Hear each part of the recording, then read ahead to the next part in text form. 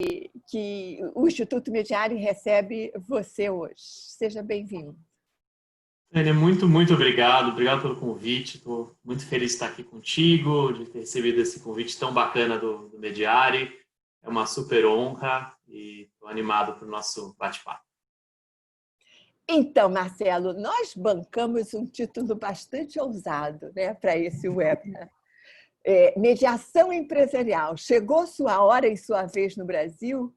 Então, eu acho que essa é uma curiosidade não só sua e minha, mas acho que da maioria de nós que atuamos na área empresarial. Eu vou começar, então, com o tema da nossa conversa como uma primeira pergunta. E eu acrescentaria se você acha que a pandemia pode estar afetando essa percepção. Muito bem, vamos lá. Vou compartilhar um pouquinho das minhas percepções sobre esse tema. E eu gosto do nosso título porque eu acho que tem coisas que a gente precisa repetir e se torna verdade. Então, tem isso também. Acho que muito se fala sobre, no contexto da mediação empresarial no Brasil, sobre essa necessidade de um movimento cultural, de um shift cultural, né? Eu acho que isso faz parte do nosso tema, mas eu acho que nesse contexto de se chegou a hora e se chegou a vez da mediação empresarial, eu acho que tem um elemento importante nessa questão cultural, que é o elemento da necessidade. E eu percebo a mediação como cada vez mais necessária, e a mediação empresarial como cada vez mais necessária no mundo em que a gente vive e no Brasil em que a gente vive. Então, no assunto dessa mudança e dessa transição cultural, a gente já vê de muito tempo agentes tão importantes trabalhando em prol da pauta da mediação e remando na mesma direção. Eu acho que a gente vê na evolução da mediação empresarial em outros países como esse foi um movimento que fez diferença.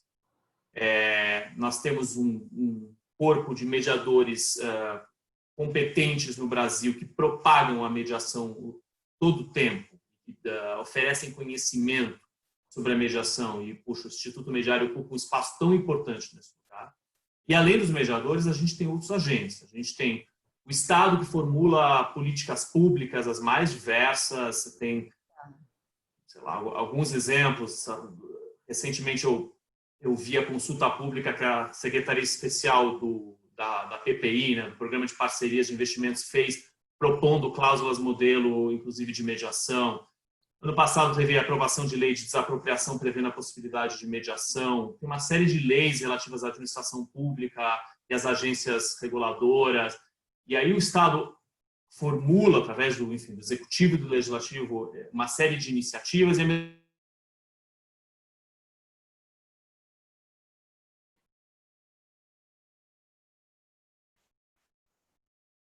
Para mim, congelou. Eu não sei se congelou para todos, mas... O Estado é um usuário. Acho que voltei aqui, perdão. Voltou rápido. Muito bem. Além do Estado, às vezes você tem outros agentes importantes que têm, vamos dizer, se movimentado em favor da pauta da mediação de maneira cada vez mais clara.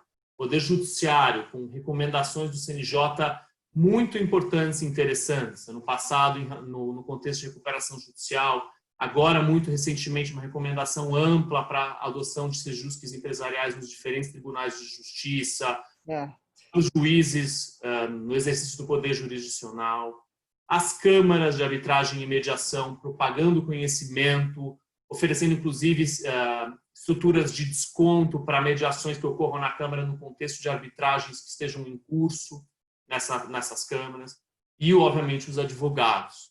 Existe todo um movimento coletivo que vem empurrando a pauta da mediação.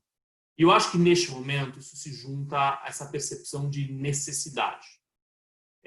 A mediação, ela se alimenta, e a mediação empresarial se alimenta, tanto dos seus próprios méritos, quanto, efetivamente, vamos dizer assim, das desvantagens ou dos custos que existem em outros métodos de resolução de disputas.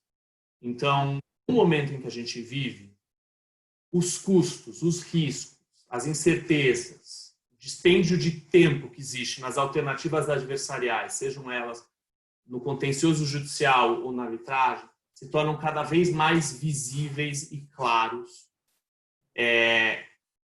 e exigem dos agentes envolvidos em disputas olhar as alternativas de uma maneira mais prática e mais determinada. Além disso, um olhar de preservação de relações empresariais, que no momento de pandemia se torna ainda mais crítico e sensível, entre players e agentes econômicos são repetitivos, e todos os benefícios da mediação, que, enfim, todos conhecem aqui muito bem, de controle de resultado, mitiga desvios de foco, enfim, custo, flexibilidade, criatividade, sigilo. Então, o que eu acredito e eu vejo hoje em dia acontecer, enfim, na mediação é aquilo que a gente pode brincar de chamar de efeito Uber. A necessidade é tão grande, existem deficiências tão grandes no sistema, que uma ideia que ainda pode ter sido experimentada menos do que poderia, espalhar muito, muito rápido. E eu acho que essa oportunidade, essa necessidade da mediação empresarial que existe hoje em dia e que se torna ainda mais clara no momento de pandemia, que faz com que a gente veja a divulgação que está sendo dada à mediação empresarial em imprensa, em webinars, que eu pessoalmente não via com a mesma intensidade antes. E um último elemento, só para eu encerrar essa rápida introdução, que a pandemia ainda traz um outro olhar, é o olhar de que muitas vezes as partes em conflito ou em atrito são ambas, de alguma forma, vítimas do que está acontecendo no cenário econômico no Brasil e no mundo. E uma vez que as duas partes são afetadas e não há uma parte que claramente pode ser entendida como aquela que perpetrou algum dano ou prejuízo ou descumprimento contratual potencialmente a outra, essa possibilidade das duas partes se olharem e entenderem que as duas são afetadas pela atual situação permite, possivelmente, a construção de caminhos de aproximação, de diálogo, de construção de consenso através da mediação, e outros tipos de disputas e conflitos empresariais talvez tivessem mais dificuldade de permitir essa aproximação. Então, eu acho que esse é um elemento a mais que existe no cenário de crise que a gente vive hoje, para que a mediação aconteça cada vez mais nas disputas empresariais. Eu gosto de algumas coisas, quer dizer, eu assino no que você está dizendo, mas eu quero destacar alguns pontos. Primeiro, quando você fala do necessário.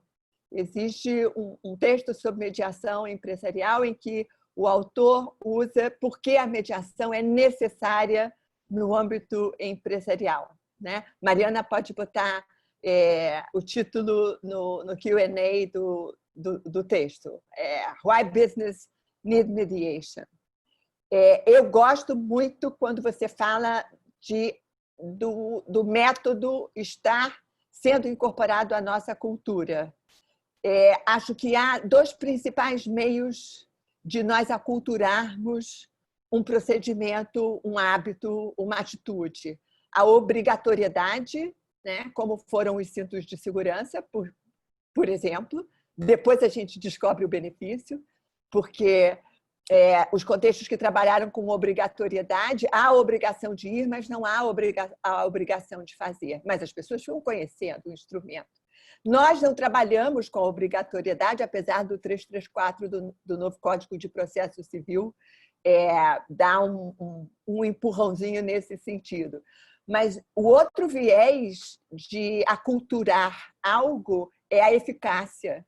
Algo que se mostra eficaz, ele ganha o hábito e, com isso, ele ganha a cultura. E quando você fala que nós temos um corpo competente de mediadores, eu me alegro com isso, em todas as áreas, eu acho, em especial na área empresarial, porque essa é uma garantia da eficácia do instrumento, né?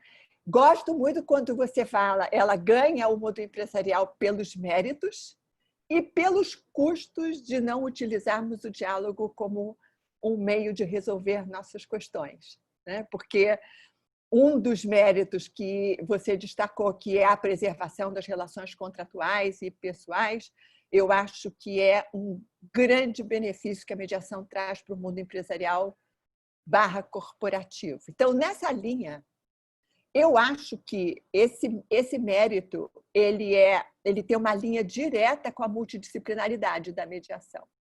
Eu acho que, porque a mediação não fez restrição a profissões de origem, ela recebeu profissionais e teóricos de distintos saberes, o que deu a ela uma riqueza e uma multiplicidade de propósitos e uma multiplicidade de intervenções. E nós podemos fazer um mix desses propósitos e dessas intervenções em cada um dos campos de atuação, porque também por isso ela tem um campo de aplicabilidade imenso. Então, conta para a gente, Marcelo, você vê especificidade na mediação empresarial? Algo de específico nesse campo para esse instrumento? Vamos lá. Eu até vou pegar um pontinho antes que você menciona, né? Eu gosto dessa conjunção, figura de obrigatoriedade e eficácia. Na verdade, uma não funciona sem a outra. E o que existe hoje muito nesse contexto de, vamos dizer, incentivos para a mediação empresarial, é esse olhar de obrigatoriedade atenuado que se encontra no que se chama de nudge, né? No que a literatura de ciências comportamentais e a partir de Chicago criou desse olhar, desse empurrãozinho. Então, na verdade, o princípio de autonomia que existe na mediação é completamente preservado quando se tem, na verdade, apenas um empurrãozinho. Um empurrãozinho previsto, por exemplo, em legislação ou em determinação até judicial, de acontecer uma primeira reunião de mediação. Ou o empurrão que pode acontecer e pode estar previsto numa cláusula escalonada.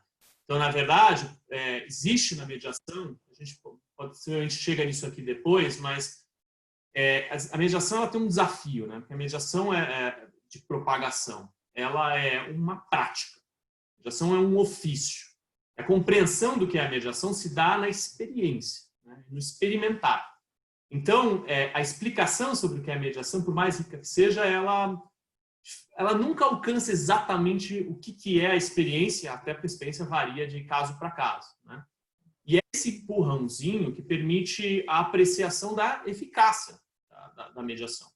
Então, o desafio e a oportunidade da mediação empresarial crescer no Brasil está na adoção desses diferentes empurrões pelos diferentes agentes, né, que estão envolvidos. E eu acho que isso faz, enfim, é um ponto super interessante. Isso propagar junto com essas necessidades mesmo, de preservar relacionamento no universo empresarial, ainda mais estressado que a gente vive hoje, desses players repetitivos que precisam conviver, é uma necessidade super importante. E indo para a pergunta da especificidade, e de fato, reconheço totalmente que a mediação é multidisciplinar e a mediação empresarial certamente é multidisciplinar, né? E eu acho que, assim, interessante para olhar a especificidade é talvez começar a olhar também o que existe de comum, né, na mediação das diferentes áreas. Tá. Assim, começar em comum, a gente está tratando de relações, né?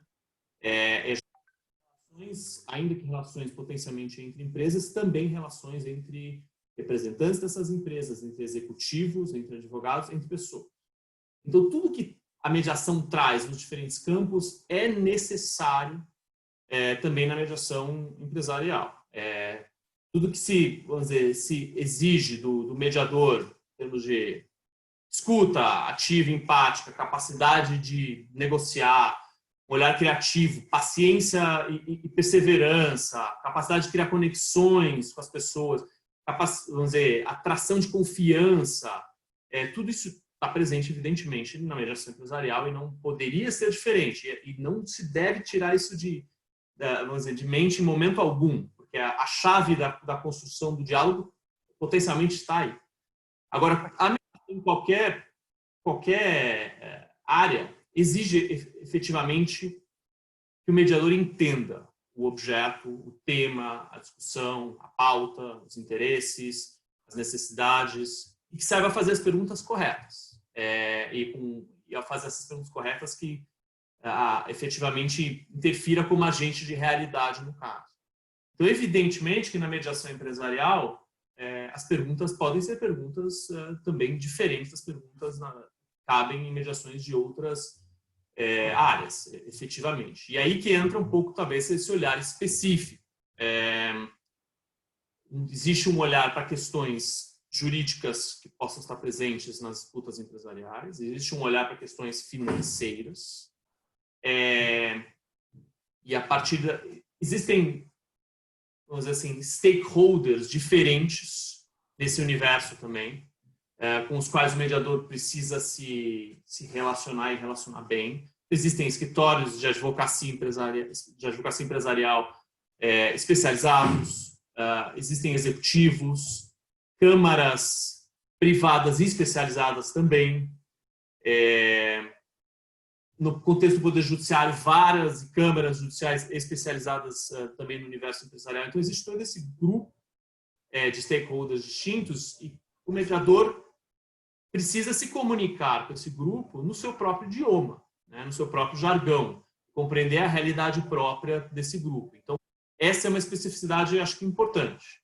E aí, acho que tem dois olhares também interessantes nisso. Primeiro, que a mediação empresarial é um campo fértil para o envolvimento e trabalho de experts, inclusive como assessores da mediação ou assessores das partes em papéis distintos.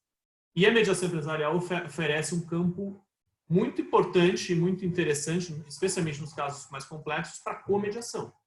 Uma vez que, como toda mediação é multidisciplinar, e existem tantos players e assuntos e, vamos dizer assim, campos de conhecimento que precisam ser atendidos e perfis de mediandos e de advogados, que o trabalho em comediação muitas vezes é muito eficiente para conseguir cobrir o maior número de espaços que precisam ser cobertos dentro da mediação, tanto de conhecimento, espaços de conhecimento como espaços de perfil.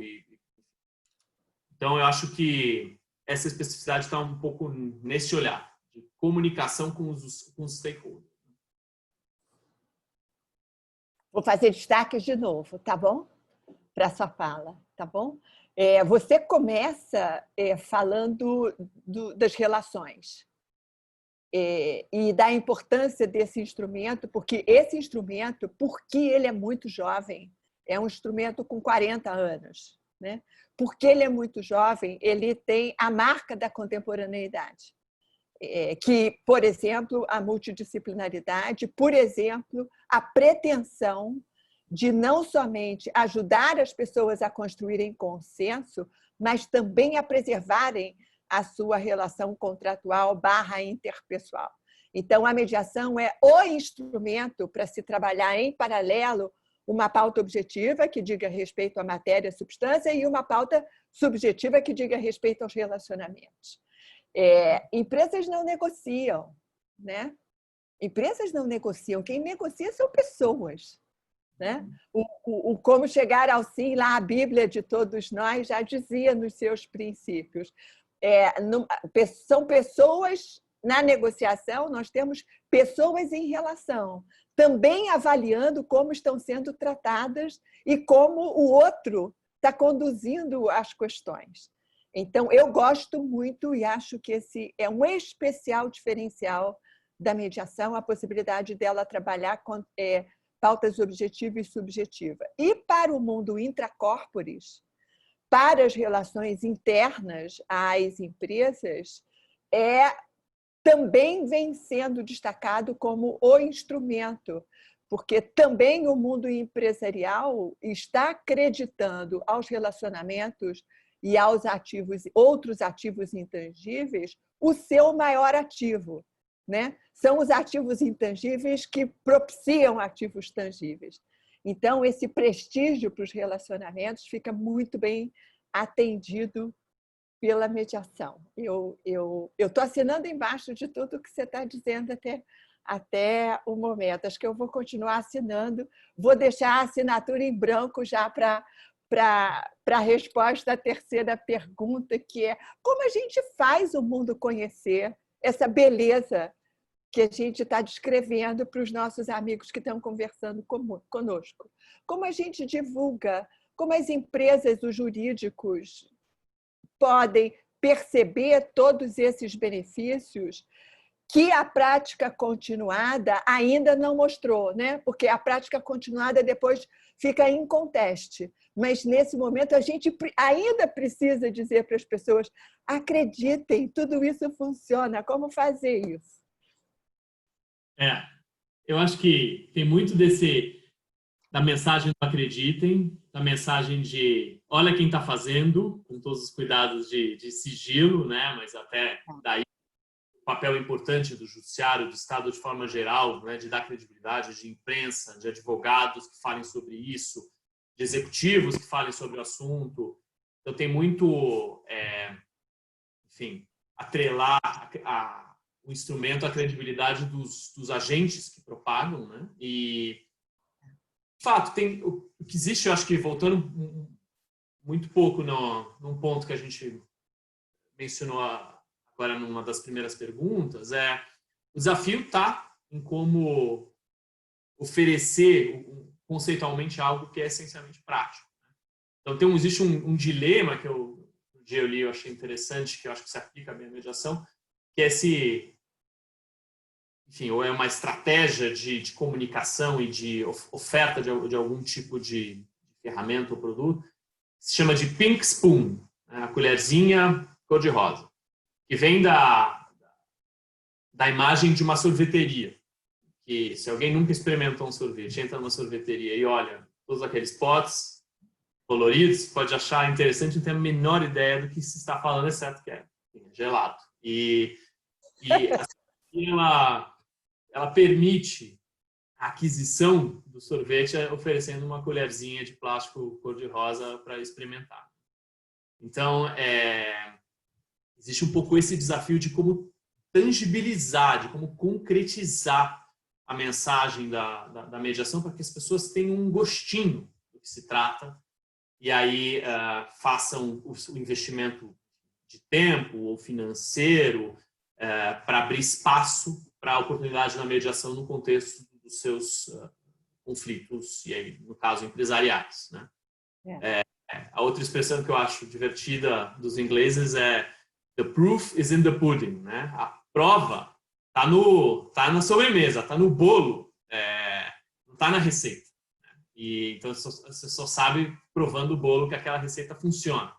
Então isso vai em encontro na mesma ideia, né? De como tangibilizar.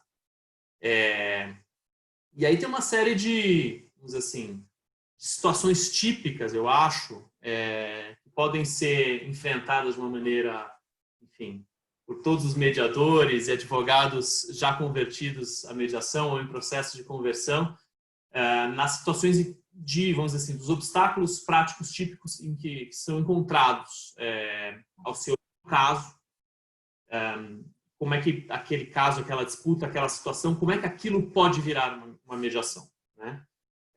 Outro dia, aqui, Tânia e eu estávamos trabalhando e um advogado falou: eu tenho 15 casos de dissolução de sociedade em contencioso neste momento. E eu fiquei com uma vontade de falar todos eles permitem mediação, sabia? Inclusive é o que estamos fazendo agora. Então, ainda não é automática essa percepção, essa imagem de puxa, que interessante a mediação. Pô, para esse caso agora no qual eu estou envolvido como executivo, como advogado, ele permite mediação. Então, como a gente torna mais óbvia essa conexão, evidentemente é uma questão em aberto para se discutir, mas eu acho que tem uma série de ideias e iniciativas que foram verificadas, são verificadas no Brasil com sucesso e que foram verificadas em outras jurisdições, né? Então, e que fazem parte desse conjunto de empurrõezinhos, de nudges. Então, eu posso citar algumas, Tânia, e aí depois a gente debate, eu não quero falar demais, mas Tá bom. tem algumas evidentes. Então, a primeira, o advogado que gosta da ideia, como é que ele fala com o cliente sobre mediação. Será que o cliente exige dele um sangue no olho e o advogado não se sente à vontade de sugerir? Será que o advogado, o cliente que eventualmente ainda não conheça tão bem a mediação empresarial, imagina que o advogado, ao propor a mediação, não confia tanto no caso, na força da posição que o cliente e o advogado têm naquele caso? Puxa, como que a gente desmistifica isso? Mesmo uma situação muito parecida existe do advogado que potencialmente já conversou com o cliente, gosta da ideia da mediação e não sabe como oferecer essa ideia para o advogado do outro lado. Será que ao oferecer essa ideia eu comunico alguma fragilidade na minha posição? Se a gente for dissecar isso, talvez não precisasse ser assim. Evidentemente que cabe a qualquer advogado resolver problemas do seu cliente e, portanto, procurar o método mais adequado para tanto. A mediação é, em tantas situações, o método mais adequado. É evidente que nenhum caso é 100% ganho, nunca. Nas situações de maior certeza de contencioso, isso não existe. Então, é evidente que um caminho de consenso pode fazer sentido. Poxa, mas ainda que a situação não precisasse ser dessa forma, que esses obstáculos não precisassem existir, eles existem. Então, como é que a gente supera? Conscientização de mediação, todas as iniciativas, vamos dizer assim, de propagação da ideia, mas tem um papel importante, eu acho, do mediador nesse lugar. O mediador, ele pode fazer a ponte. O mediador, ele pode sempre explicar como a mediação funciona e ajudar as partes a visualizarem mais concretamente o que é um passo a passo, quais são as etapas potencialmente típicas, ainda que com toda a flexibilidade que o procedimento oferece. O mediador, se ele tem um peixe para vender, o peixe dele talvez seja a própria mediação. Então, por que ele não pode falar com os dois lados juntos e ele mesmo oferecer a ideia da mediação, ainda que num estágio em que ele não conheça nenhuma particularidade do caso concreto? Existem várias formas de tentar superar, vamos dizer assim, esses vieses, essas dificuldades práticas. E tem uma série de outras que a gente pode discutir, ajudar a clientes, advogados, partes a entenderem a diferença entre a mediação e a negociação direta, ajudar a desmistificar a questão de que pode ter uma perda de tempo ou um custo desnecessário incorrido, ainda mais comparado com o tempo e o custo da alternativa adversarial. Trabalhar com as partes, os riscos que existem de um excessivo otimismo com o acordo ou um excessivo pessimismo com o acordo. Gente que acha que a mediação não cabe porque um acordo sairá necessariamente. Pode ser. Tem gente que acha que a mediação não cabe porque não tem possibilidade de acordo. O distanciamento entre as partes no começo de uma mediação não é um obstáculo para um bom andamento da mediação de jeito nenhum. Na grande maioria dos casos, esse distanciamento, inclusive, existe. Enfim, e outras tantas. Otimismo com êxito no contencioso pode ser excessivo. Tem um ponto importante que eu acho que é o timing. Especialmente em disputas empresariais, existe um olhar muito comum de vamos avançar com a arbitragem ou com a disputa judicial para permitir maior troca de informações entre as partes, para que elas entendam melhor onde elas estão pisando e quais são as chances de êxito ou de fracasso naquele caso. A questão do timing é super importante e tem timings diferentes para a mediação, mas a mediação realmente cabe em timings diferentes. Cabe no começo, no pré-contencioso, cabe lá na frente, na fadiga de anos de disputa, cabe no meio do caminho após algumas produções de provas. Enfim, tem questões em relação ao advogado, relação advogado-cliente. Acho que tem uma série de pontos importantes nesse caminho de conscientização, de propagação da mediação e de permitir que as partes experimentem a mediação cada vez mais. Quem experimenta, muitas vezes se converte, isso a gente sabe. Eu gostei da palavra conversão. Gostei da palavra. Gostei. Eu quero comentar e acho que depois eu convido você a nós dois respondermos já duas perguntas que estão no Q&A. Eu respondo uma que diz respeito ao livro Caixa de Ferramentas e você responde a outra que diz respeito à mediação na área empresas familiares. Tá bom? como é que você vê. Então, meus comentários, eu gosto do nudge que você usa, do empurrãozinho. Esse é o título do livro do Prêmio Nobel em Economia Comportamental, de 2017, do Thaler. Eu acho que a gente tem alguns empurrãozinhos interessantes. O 334 do novo Código de Processo Civil, eu acho que um deles. Eu tenho, Marcelo, não sei como você vê isso, se você quiser comentar, o grande percentual das mediações empresariais que eu tive a oportunidade de trabalhar, o maior percentual de indicação foi de advogado para advogado. Então, eu acredito que os advogados da área empresarial que conhecem a mediação têm um papel muito importante em convidar o colega das outras partes a vamos tentar e saber falar sobre, né? Acho que essa é uma tarefa desse profissional que indica para clientes melhores formas de resolver suas controvérsias. Então, se a gente for na direção do princípio da adequação, precisa ser do conhecimento dos advogados os diferentes instrumentos e usar uma indicação tailor-made, né? Para essa situação, meu cliente, eu acho que o melhor vai vestir o seu conflito é esse método ou aquele método. A gente tem a Pink Spoon usada por alguns mediadores, que é uma pré-mediação gratuita. Não sei como você vê, mas é um momento em que você pode fazer a propaganda dos benefícios para aquela pessoa que desconhece e que precisa estar regida pela autonomia da vontade. Então, alguém precisa dizer para ela o que é esse instrumento, para ela saber se ela vai dizer sim ou não. E acho que o mediador é a pessoa mais indicada para fazer isso. Eu prefiro que seja o mediador do que seja uma secretaria de mediação, por exemplo. Não sei como você vê. Então, acho que esses são nudges. Eu gostei muito de você falar da diferença de negociação direta e mediação. Então, se você quiser incluir depois nas suas respostas. E quero dizer para você que a minha assinatura continuou no seu texto da terceira resposta. Tá? Você tem aí uma opção de perguntas minhas, acrescidas de uma pergunta do nosso público, que é empresas familiares, e a minha resposta para quem pergunta se o caixa de ferramentas, no caixa de ferramentas ainda podem ser acrescentadas ferramentas para mediação empresarial, a resposta é sim.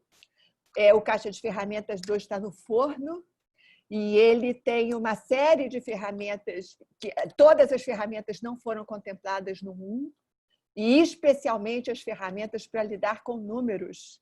Existem ferramentas específicas para lidar com os números, que afunilam, que ancoram.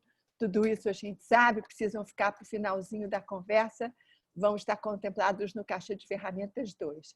E o tempo é seu agora, Marcelo, para todas essas perguntas que ficaram aí na sua frente e na sua memória.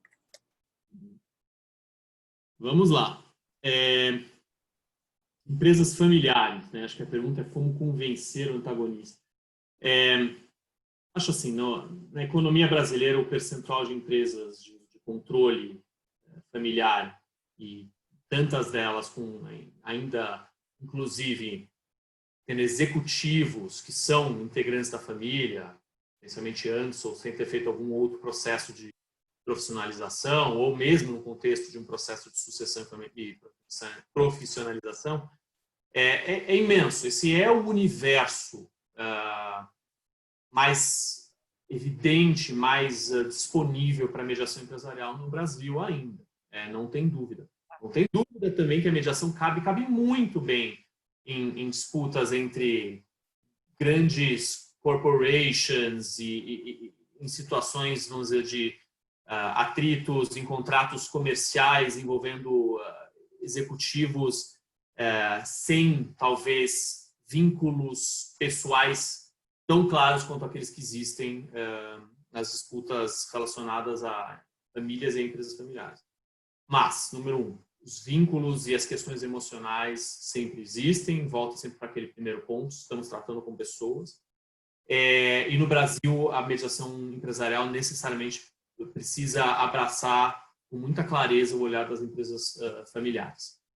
E se o desafio é maior ou menor, não acho que ele seja maior ou menor. Eu acho que a mediação precisa acomodar o que cada caso traz, e no caso, muitas vezes, que existam disputas em empresas familiares, existe também uma série de questões pessoais e familiares que precisam ser resolvidas e precisam ser, vamos dizer assim, ventiladas nesse contexto de pauta subjetiva e pauta objetiva. Então, eu acho que é perfeitamente possível, e tanto pode existir um desafio emocional maior, quanto pode existir uma necessidade maior, dado que a deterioração de uma relação familiar tem custos imensos. Então, a oportunidade da mediação numa situação dessas é ainda mais evidente, ainda mais clara, e eu vejo os advogados que estão envolvidos nesse tipo de situação ainda mais sensíveis para a oferta da mediação como algo que pode evitar realmente custos muito altos pessoais para os seus clientes. Então, é absolutamente perfeita a adequação da mediação à situação das empresas familiares.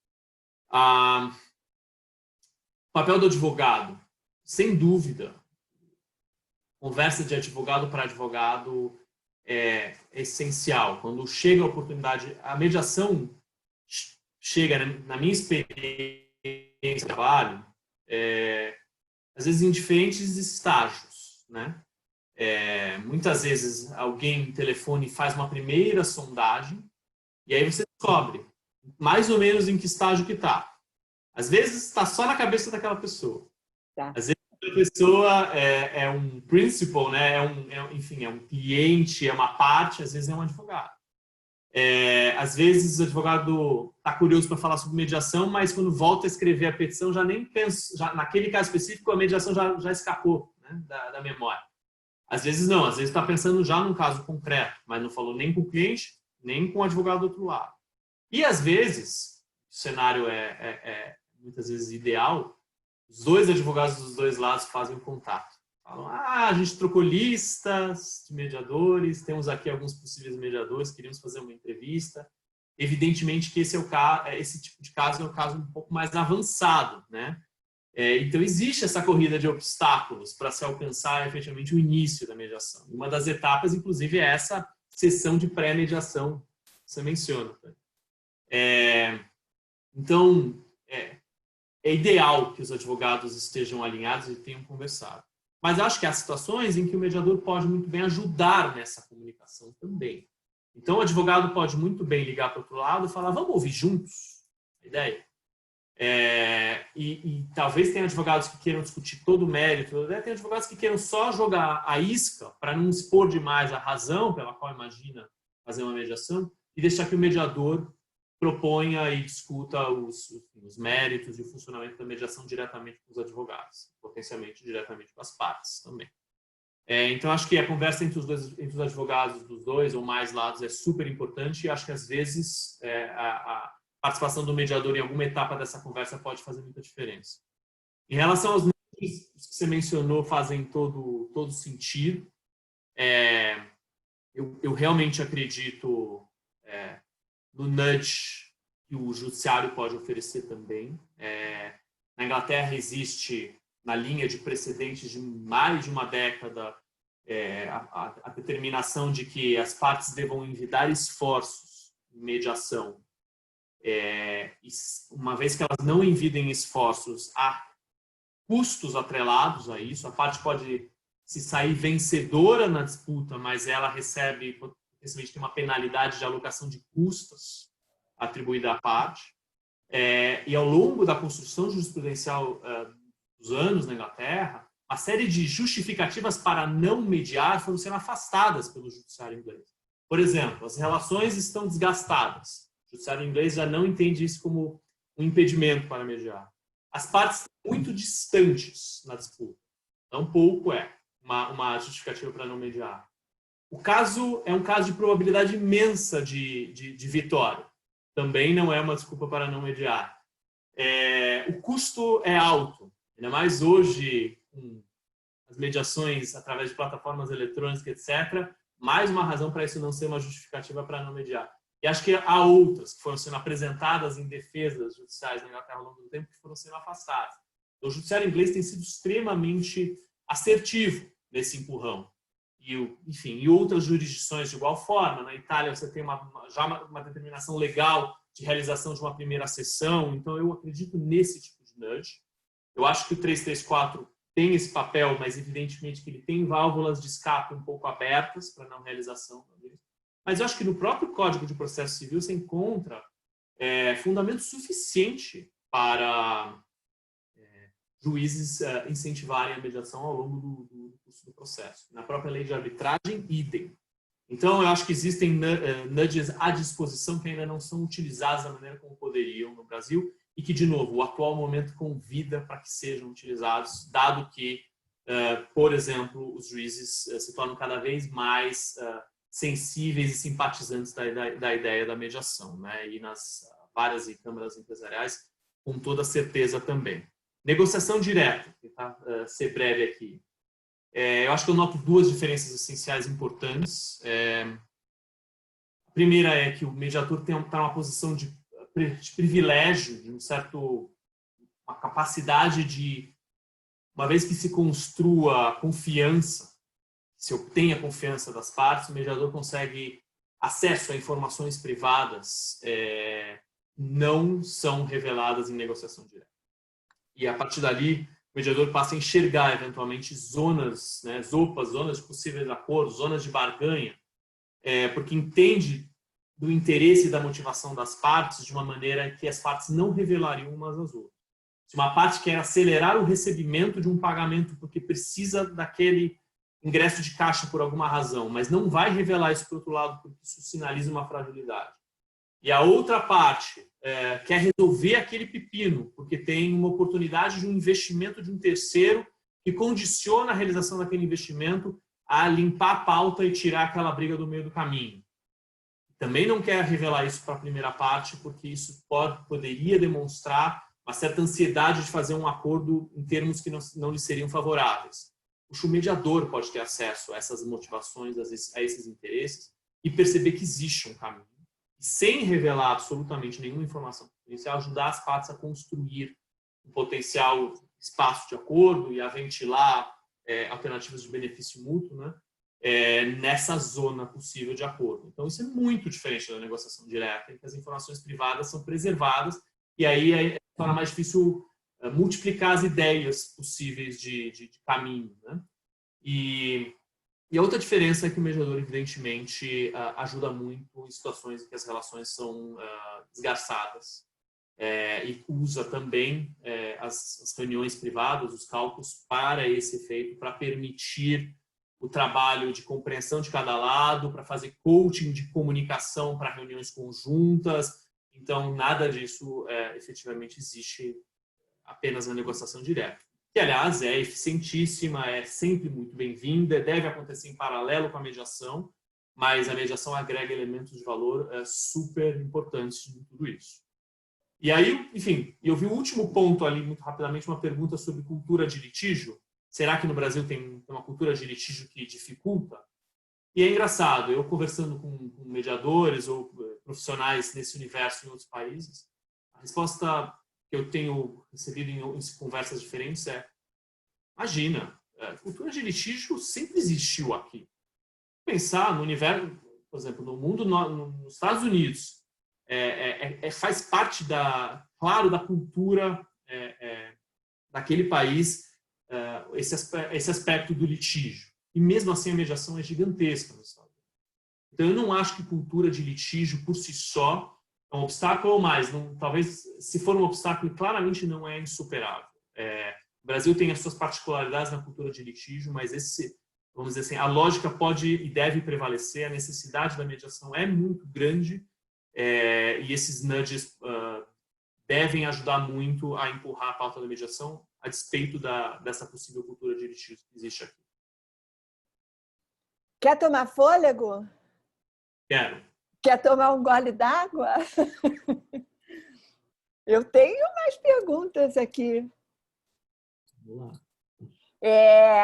uma curiosidade sobre o poder decisório dos representantes, né? Se nós, mediadores, checamos, especialmente na mediação empresarial, o poder decisório dos representantes. Se você vê barreiras para a entrada da mediação no âmbito empresarial. E eu queria deixar como um ponto que a gente pode, talvez, finalizar nosso dia de hoje conversando um pouco, que é essa mediação a qualquer tempo, né? Cada vez mais a gente tem podido integrar mediações dentro do âmbito da arbitragem, essa possibilidade do diálogo se manter disponível a qualquer tempo, seja qual for o estágio do nosso desentendimento. Eu gosto muito de reforçar esse ponto, Marcelo, não sei como é que você vê, porque a cláusula escalonada eu acho que foi um grande ganho para a cultura, mas ela trouxe uma meta-mensagem que é assim: se você já tentou diálogo e não deu certo, tica fora e agora vamos para o confronto, para o adversarial, para uma heterocomposição. E não precisa ser assim, né? A gente... É isso. Bom, não quero ocupar mais tempo, deixo para você nossos últimos 8 minutinhos. Vamos lá. Poder decisório, puxa, um tema crucial. Muita gente procura a mediação ou se encanta com a ideia da mediação no universo empresarial em muitas situações em que falta para avançar em troca de ideias e na construção de um potencial acordo é uma estrutura para facilitação de mais uma diferença em relação à negociação direta. A negociação direta não assegura que as partes estejam à mesa, que elas tenham um compromisso com um determinado cronograma, um passo a passo que possa ter sido combinado, que elas estejam num ambiente de neutro e de sigilo e tal. E muitas vezes o que falta para um acordo sair é justamente essa moldura, ainda que flexível, que a mediação oferece. Então, nesse contexto, ambiente neutro, passo a passo, e assegurar o foco, a atenção, a dedicação de certas pessoas àquele esforço, são cruciais. Tem que ser as pessoas, vamos dizer assim, queiram estar à mesa e que precisem estar à mesa. Precisem estar à mesa porque, eventualmente, para a necessidade de uma das partes, precisa de um acordo e, para esse acordo, precisa ter um determinado representante com poderes para ajustar os termos e celebrar o acordo. Isto dito, é evidente que no universo empresarial há uma série de escalas de aprovação. E é evidente que você tem certas pré-aprovações dadas por um conselho para um possível acordo, mas eventualmente sujeitas à ratificação por esse conselho. Eventualmente o acordo vai para uma outra direção e precisa de uma aprovação extraordinária do conselho. Eventualmente existe um executivo com muita autonomia para negociar, mas que precisa passar a mão no telefone e falar com o CEO, e o CEO não necessariamente estará na mesa. O Zoom facilita muito isso, eventualmente, de ter gente ainda mais de nível hierárquico presente na mediação, ainda que não a todo tempo. Essa é uma discussão mais complexa, mas, enfim. Mas o fato é que você precisa discutir, como mediador com as partes, quem estará à mesa, e todo mundo que se envolve de um jeito ou de outro, coberto por uma obrigação de confidencialidade, para ter certeza que o acordo possa ser alcançado e que, vamos dizer assim, essas medidas práticas de obtenção de autorização estejam disponíveis às partes na continuidade da mediação, sejam elas porque essas partes já têm o poder ou porque elas têm caminhos abertos e canais de aprovação necessários no contexto da mediação. Então, assim, é um tema extremamente importante para o mediador se ocupar dele, porque o mediador se ocupa da construção de um acordo que seja execuível. Então, é muito importante que isso esteja no radar e, claramente, muito importante que esteja no radar dos advogados, inclusive da outra parte, também se assegurem e questionem das possibilidades de um acordo ser alcançado e celebrado por partes com poderes para tanto. Barreiras no Brasil, falamos bastante sobre isso. Eu acho que são barreiras de conhecimento, são barreiras de conhecimento prático, de experimentação. E, de novo, esse universo, essas opções de nudges nos ajudam muito nisso. Timing, Tânia. Causa escalonada realmente oferece esse risco de queimar o cartucho, né? Das partes não estarem prontas para o processo, gastarem e não quererem olhar de novo essa oportunidade no futuro. Embora haja uma série de experiências em outras jurisdições que acontecem e que têm sucesso parcial ou insucesso em diferentes estágios, mas que as partes façam mediações novamente com o mesmo mediador ou outros mediadores, no Brasil, de novo, porque a prática é uma prática em crescimento, talvez não seja o mais natural que as partes, uma vez que tenham tentado a mediação, dali a não sei quantos meses ou anos, façam uma nova mediação. Então, a causa escalonada tem um benefício imenso de criar esse caminho das partes sentarem à mesa e se disponibilizarem para o procedimento, porque aí o procedimento pode demonstrar o que ele tem para oferecer, mas muitas vezes, num estágio muito prematuro, a oportunidade pode ser desperdiçada. E aí sim, quer dizer, no curso de um processo adversarial, existem uma série de oportunidades para mediação que podem ser suscitadas pelos advogados, pelas partes, pelos julgadores. Existe até, e eu aprendi isso com um amigo, com o Franco Guevert, que acho que o regulamento do GEMS tem uma figura, que o GEMS, essa entidade de mediação e arbitragem norte-americana e global, tem uma figura do mediator on hold. No curso de arbitragens que transcorram sob as regras dessa entidade, existe uma figura de um mediador que está disponível para as partes no curso da arbitragem. E esse processo de dual track, né, do andamento em paralelo, que às vezes também é muito interessante. Às vezes a arbitragem pode ser suspensa, mas às vezes faz muito sentido que os dois processos avancem. E as partes vão colhendo elementos, entendendo onde elas se situam, inclusive recebendo incentivos de acelerar uma possível composição a partir das informações que elas colhem no procedimento arbitral. Então, tem uma série de possíveis desenhos para combinar, né, num contexto de mixed mode, para combinar esses diferentes métodos de resolução, mas a mediação cabe muito bem no curso de um processo, seja no começo, em diferentes situações, que as partes não querem nem começar a se entrincheirar e desgastar a relação, seja depois de produções de provas que elas precisam ter minimamente para entender a força da posição delas, que chance que elas têm de prevalecer, e ouvir eventualmente algum tipo de sinalização dos julgadores já nas primeiras audiências, seja lá na frente, num processo que já está em um nível de recurso avançado, em que eventualmente trocaram os executivos na empresa, dissipou algum tipo de atrito emocional e existe a oportunidade dessa reaproximação, até num contexto de fadiga, num contexto de falta de racionalidade para maiores dispêndios financeiros e coisas assim. Então, ela cabe em todos os momentos e precisa desse olhar específico de adequação a cada caso. Você está no mudo. Eu gosto de dizer que diálogo não tem contraindicação. Eu pelo menos, já não descobri ainda. A gente tem 2 minutos. Eu vou usar 30 segundos para te agradecer, para dizer do prazer dessa conversa e para dizer da abrangência que eu acho que nós conseguimos, especialmente com a contribuição dos nossos amigos que estão nos assistindo, nos instigando a ter mais outros. Nós temos perguntas por responder. Vou combinar com você como é que a gente faz isso e faz as respostas chegarem às pessoas que estão conosco.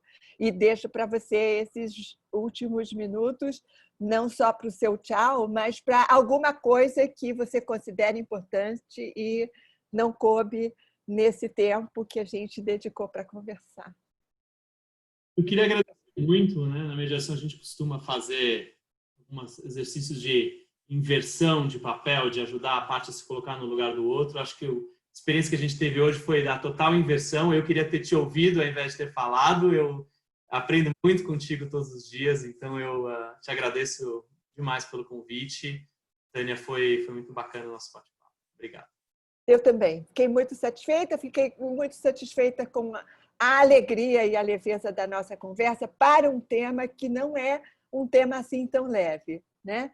Mas que isso estimule a todos do âmbito empresarial a visitarem essa ideia, a conhecerem essa ideia e a praticarem essa ideia. Muito obrigada a todos vocês que estão conosco, sem rosto, mas com nomes e com perguntas e interesse renovado pela presença. Obrigada a todos, um ótimo dia para todos. Tchau, tchau. Tchau, tchau, gente. Tchau, tchau. Acho que... Mariana, você fecha a sala para nós? A gente vai se despedir desses amigos. Claro, vou fechar a sala, um minuto. Obrigada.